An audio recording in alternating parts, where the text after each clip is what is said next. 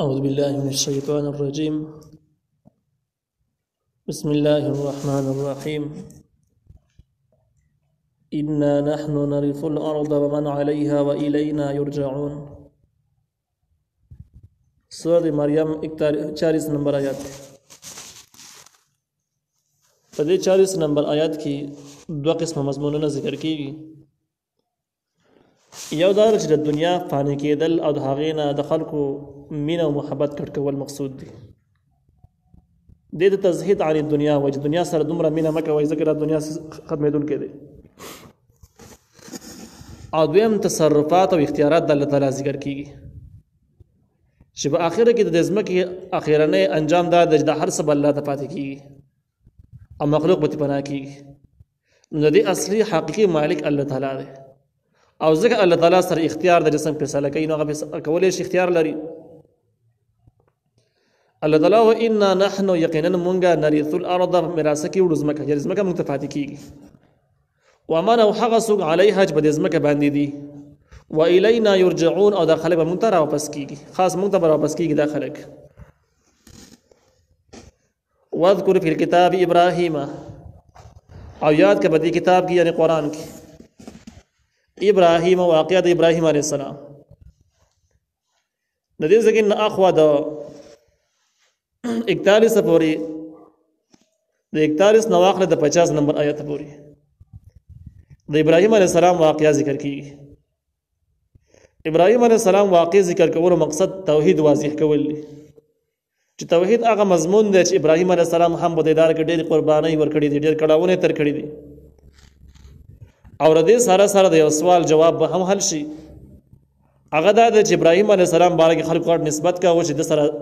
ځینې اختیارات ورسره دي. مشرکانو به ویل چې د انسانانو رزق او ژوند تقسیمولو اختیارات د ابراهیم علیه السلام سره دي. ځینې د سیرت او تاریخ کتابونو دام لیکلي دي چې مکه معظمه کې یو بت ساز کړی او د ابراهیم علیه السلام په نوم باندې او دغه په لاس کې غشي ورکړي او دا ویل اشاره دی خبره ده چې دا خلکو زندګیانې د خلکو رزق تقسیمول اختیار ول دا ویل ابراهیم علیه السلام ته حواله دی. نو ګویا د سره یو قسم له تصرفات او اختیارات شرکي قصې وي. نو په دې واقع کې به د دې واقع وضاحت سره به دغه خبرې رد شي چې ابراهیم علیه السلام سره هیڅ قسم اختیارات تصرفات نو دا ټول د الله تعالی سره موجود دي د مخکینه. الله تعالی واذکر یاد کړه په کتاب په کتاب کې ابراهیم واقعه د ابراهیم علیه السلام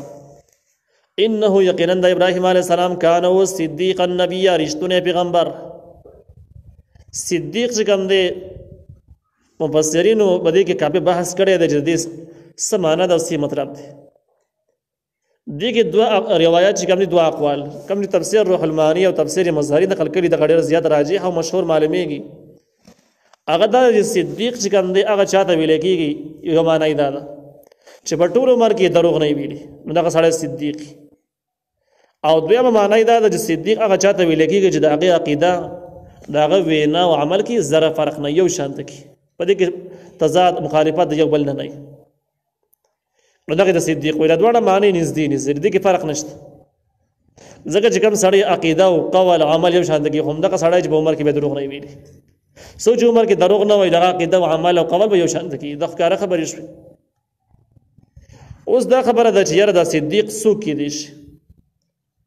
نو د دغه وضاحت نه معلومه شوه چې هر پیغمبر صدیق ځکه هر پیغمبر چې څه په عقیده کې هغې په خوله باندې او څه چې په خوله باندې هغې په عمل کې نو هر پیغمبر صدیق نو ابراهیم علیه السلام هم صدیق و. لیکن دا مسله ده چې هر صدیق پیغمبر لازم نه ده چې پیغمبر هم شي. ډېر خلک به داسې صدیقان به وي لیکن پیغمبران به نه وي. هغې به د پیغمبرانو په تعلیماتو باندې عمل کړی او دغه لویه مرتبه به حاصله کړي چې د هغې عقیده قول عمل به یو شانته کي دغه مرتبه به حاصله کړي لیکن په خپله باندې به هغه عام انسان یو ولی وي بزرګ وي پیغمبر به نه وي. لکه د مریم علیه السلام باره کې قرآن ذکر کړی دی چې وکان امه صدیقه وکان امه صدیقه د ابراهیم علیه عیسی علیه السلام مور صدیقه وه. حالانکه د جمهور علماء اکثري رای دا ده د اکثري علماء رای دا ده چې د مریم علیه السلام پیغمبره نه وه او په زنانو کې پیغمبران نه وي. نو معلومیږي دا چې مریم علیه السلام دغه مرتبه حاصل کړې وه چې د هغې عقیده قول عمل یو شانته کې یو لویه مرتبه یې حاصله کړې وه. لیکن باوجود د دې چې دا بزرګانو کې شمارېږي په پیغمبرانو کې نه شمارېږي. نو ابراهیم علیه السلام صدیق نبی و اذ قال لابيه په هغه واقع چې ویل لابيه خپل پلار ته تاریخونو در پلار نوم ازر ذکر کړی د ازر نوم او دا په عراق حدودو کې دا یو د مشرکانو په وطن کې د بت پرستانو په وطن کې د مذهبي امور وزیر هم یا ابتی ای پلاره لما تعبد تولی عبادت کې ما د هغه چا لا يسمع چې نه اوري ولا يبصر نه يني ولا يغني عنك شيء او نه هیڅ پکار راځي تا د پاره د سشي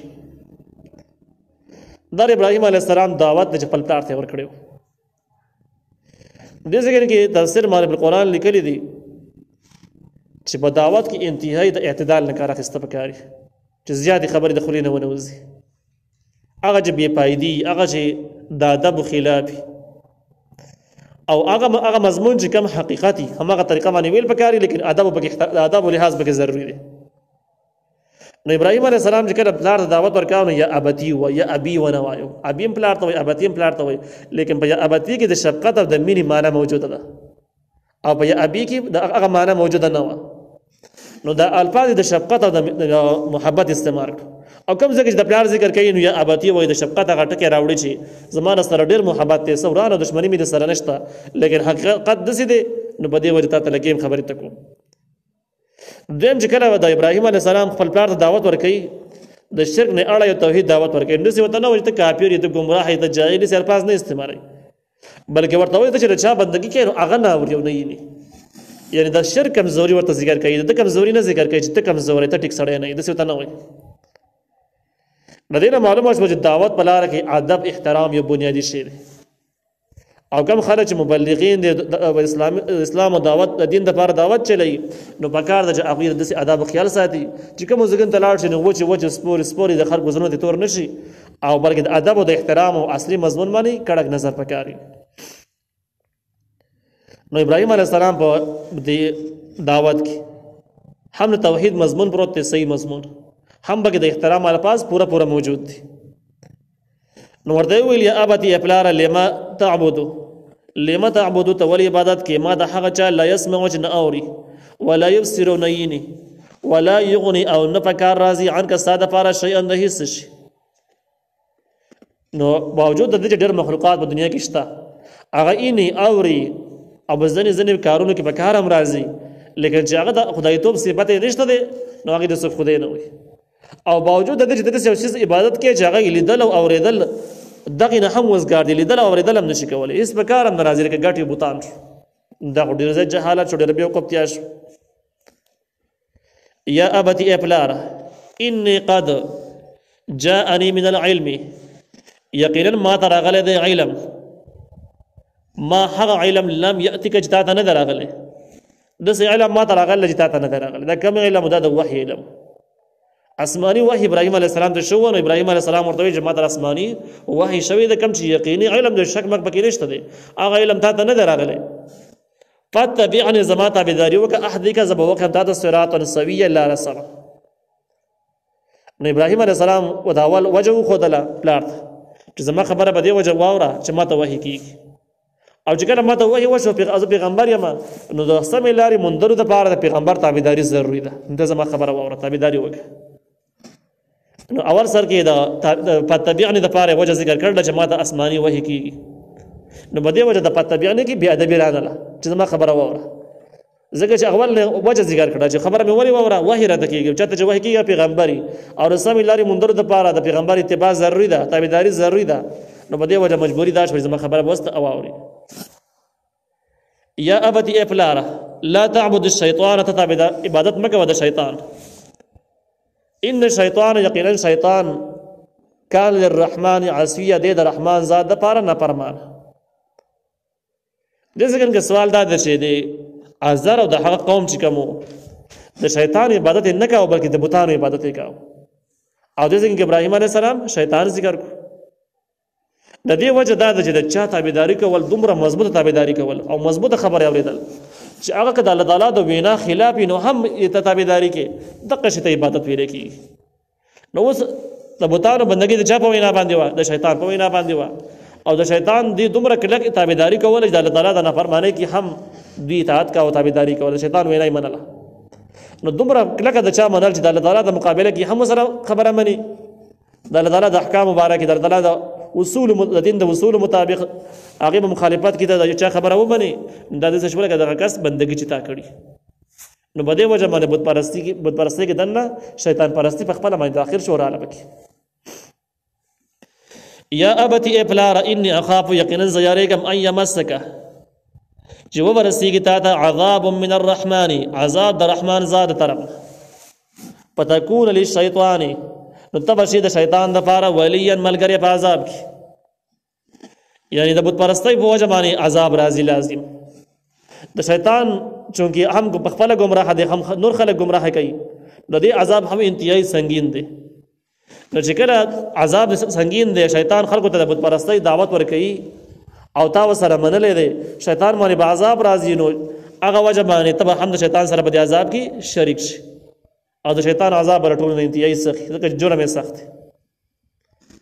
نو دا یو عقلي او ظاهري خبره شوه چې د شیطان سره څوک په عذاب کې ځان نه شریک کوي، او که ته بت پرستی کوې ته پکې لازم شریکېږي د شیطان سره. نو لحاظ او خیارتیا دا ده چې بت پرستی پرېږده چې د شیطان سره په دې عذاب کې شریک نه شي.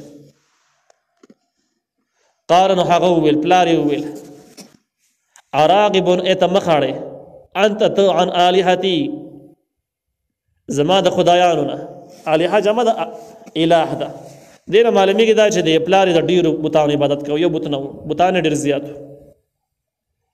نو ابراهیم علیه السلام دومره د محبت او دومره د ادب الفاظ په مقابل کې مناسب وای دا و چې د پلار یا بنی ویلې، یا بنی د شرف د مینې د پاره خلک استعمال، شرافت د تعظیم د پاره خلک استعمال، چې کړي د بچو سره مینه لري. نو پلار هغه د شفقت او د مینې الفاظ بالکل استعمال نه کړ، بلکې داسې ورته ویل چې ته مخ اړې ته زما د خدایانو نه، یا ابراهیم ابراهیم علیه السلام. نو مې جواب واخیسته، نو معلومه کې دا د شفقت او د محبت اندازه پکې نه وه، او په هغه طریقه باندې جواب ورنکړي چې کومه طریقه باندې ابراهیم علیه السلام وینا کړې وه. لئن لم تنتهي که ته منع نه شوې، د څه نه منع نه شوې؟ د یو الله منونکي نه منع نه شوې، د بتانو مخالفت دې پرې نه ښودو. لارجمنک زه به ولم تا په ګټو باندې، ارجمن رجم چې دی نو سنګسارولو ته په ګټو باندې ویشتلو ته ویل کېږي. نو په اول سر کې ورته وویل چې آیا زما د خدایانو نه مخ اړئ، او په دویم سر کې بیا وارننګ ورکړو چې که دې خبر نه منې نه شوې په ګټو به دې ولم، په ګټو کې به دې مړ کړم. وهجرني او ما لره پرېږده ملیون ډېره زمانه، څه مطلب؟ زما له خوا نه لرې شه، دې نږدې حدودو نه بهر چې لرې لاړ شه، داسې خبرې ما ته مه کوه. ملیون معنی ده ډېره موده، ډېره زمانه، او ملیون په معنی د سالمن سره هم راځي. سالمن چې کوم دی په معنی د روغ سره دی، مطلب دا چې وهجرني ما لره پرېږده روغ، یعنی مطلب دا دی چې داسې کار وکړه زما د خوا نه لاړ شه، ځان نه باندې خراب نه کړي، څه نقصان در ونه رسوم، دا مطلب یې شو. قال ابراهیم علیه السلام ورته وویلو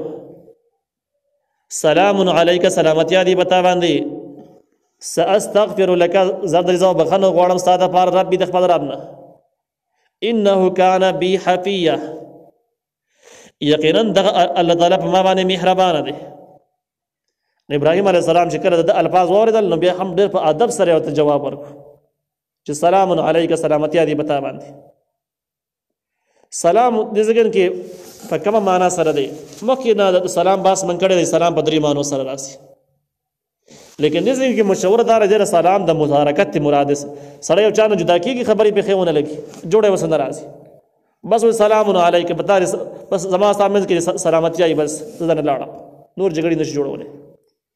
او دا د نیکانو خلکو صفت دی چې مخکې نه ذکر شوي دي، اذا خاطبهم الجاهلون قالوا سلام. نیکان خلکو سره جاهلان خلک باز شروع کړي، دوی ورته بس سلام ټکي استعمال کړي، او به دغه روان شي، سلام ورته وایي. دې د سلام د متارکت وایي، د یو بل د پرېښودلو، روغ رمټ یو بل پرېښودل، جګړه نه کول.